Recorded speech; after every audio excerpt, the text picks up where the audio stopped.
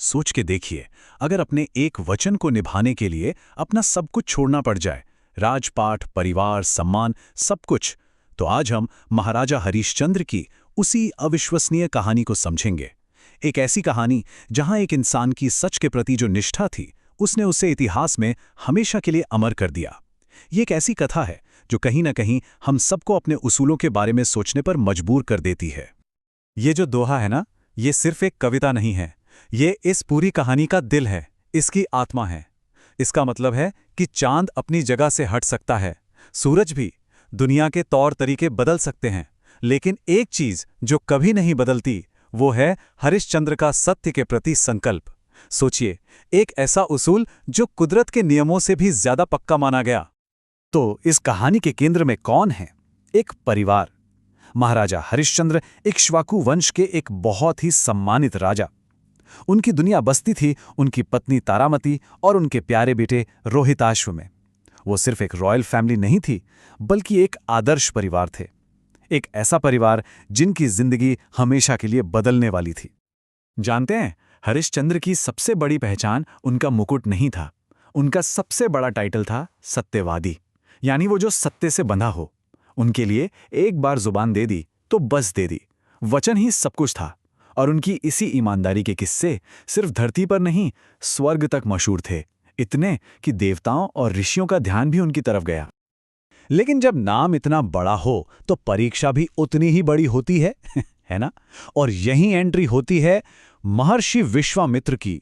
उन्होंने ठान लिया था कि इस महान राजा की सच्चाई की हदों को परख कर रहेंगे, और बस इम्तिहान शुरू होने ही वाला था। और देखिए किस्मत कैसे पलटती है। एक रात राजा हरिश्चंद्र एक सपना देखते हैं कि उन्होंने अपना पूरा राज्य दान कर दिया है। और अगले ही दिन अचानक दरबार में आ जाते हैं महर्षि विश्वामित्र। वो राजा को उनके सपने की याद दिलाते हैं, और हरिश्चंद्र एक पल की भी झिझक नहीं, उन्होंने उस सपने को एक वचन मान लिया। न कोई सवाल, न कोई बहाना, बस अपने वचन का पालन। और यहीं पर विश्वामित्र ने अपना पासा फेंका। जब हरिश्चंद्र ने परंपरा के हिसाब से दक्षिणा देने की कोशिश की तो विश्वामित्र ने उन्हें रोक दिया, और उनका तर्क बिल्कुल साफ था।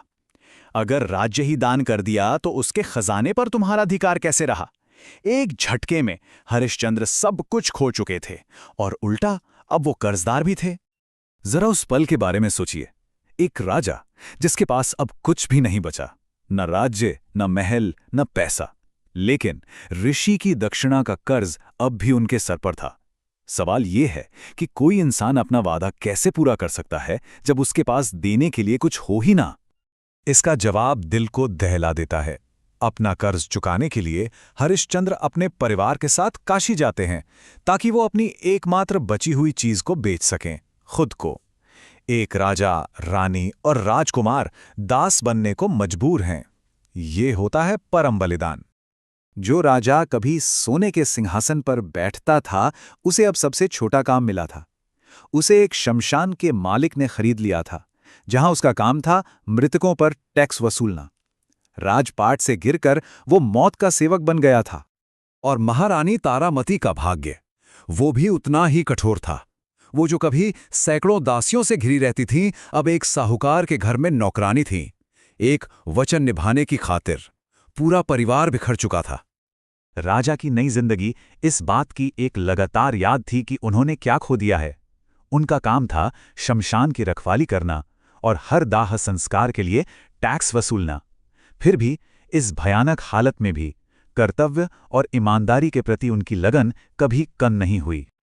और जब लगता है कि हालात इससे ज्यादा खराब नहीं हो सकते, तभी कहानी अपने सबसे दर्दनाक मोड़ पर पहुंचती है। ये वो पल था जहां हरिश्चंद्र के उसूलों की असली अग्नि परीक्षा होने वाली थी। फिर किस्मत ने एक और चोट की, इस बार ऐसी जिसकी कोई कल्पना भी नहीं कर सकता। उनके इकलौते बेटे रोहिताश्व को एक सांप ने काट लिया और उसकी मौत हो गई। उनके वंश का चिराग बुझ गया था और उनका दुख अथाह था। हाल ये था कि बेटे के कफन के लिए भी पैसे नहीं थे। तारामती अकेले ही अपने बच्चे के शरीर को शमशान ले गईं। वो उसी जगह पहुंची जहां उनके पति काम करते थे, ये जाने बिना कि किस्मत उन्हें सबसे दुखद हालात में फिर से मिलाने वाली है। और यहीं इस भयानक जगह पर वो पल आता है जो इस कहानी को हमेशा के लिए अमर कर देगा। एक पिता का दिल एक सेवक के कर्तव्य के खिलाफ खड़ा है। हरिश्चंद्र क्या चुनेंगे, प्यार या सिद्धांत? ये थी उसूलों की आखिरी परीक्षा। अपनी ही पत्नी और मरे हुए बेटे को पहचानने के बाद भी हरिश्चंद्र अपने कर्तव्य से पीछे नहीं हटे। उन्होंने ऐलान किया कि नियम सबके लिए एक है, शमशान का टैक्स चुकाना ही होगा। ये कर्तव्य के प्रति एक ऐसा अटूट समर्पण था कि खुद ब्रह्मांड को इस पर ध्यान देना पड़ा। इस सबसे अंधेरे पल में एक चमत्कार होने वाला था। देने के लिए कुछ भी नहीं था। तारामती पूरी तरह से निराश थीं। तब हरिश्चंद्र ने एकमात्र उपाय बताया जो वो सोच सकते थे। टैक्स चुकाने के लिए अपनी साड़ी का आधा हिस्सा फाड़ दो। ये उनके आत्मसम्मान का आखिरी टुकड़ा था जिसे वो त्याग कर सकते थे। और जैसे ही तारामती अपनी साड़ी फाड़ने के लिए आगे बढ़ीं, आसमान में बिजली कड़की। विश्वामित्र खुद प्रकट हुए और ऐलान किया कि परीक्षा खत्म हो गई है। एक ही पल में रोहिताश्व को फिर से जिंदा कर दिया गया और हरिश्चंद्र का राज्य और सम्मान उन्हें वापस मिल गया। सत्य की जीत हुई थी। तो देखा जाए, ये सिर्फ दुख और पीड़ा की कहानी नहीं है, बल्कि उसूलों की जीत की कहानी है। लेकिन हरिश्चंद्र की इस विरासत का आज हमारे लिए क्या मतलब है? हम इस प्राचीन कहानी से क्या सीख सकते हैं? यही महाराजा हरिश्चंद्र की स्थायी विरासत है। ये एक याद है कि सत्य और कर्तव्य का रास्ता बहुत मुश्किल हो सकता है, लेकिन ये एक ऐसा रास्ता है जो आखिरकार जीत की ओर ले जाता है। उनका नाम अब सिर्फ एक राजा का नहीं है, बल्कि एक विचार का प्रतीक है। ये विचार कि ईमानदारी हमेशा सबसे बड़ा गुण होती है। और इसीलिए ये कहानी हम एक आखिरी सवाल के साथ छोड़ जाती है। एक ऐसी दुनिया में जो अक्सर समझौते की मांग करती है, सच की कीमत क्या है? हरिश्चंद्र की कहानी हमें यह खुद से पूछने की चुनौती देती है, हम अपने उसूलों के लिए क्या बलिदान करने को तैयार हैं?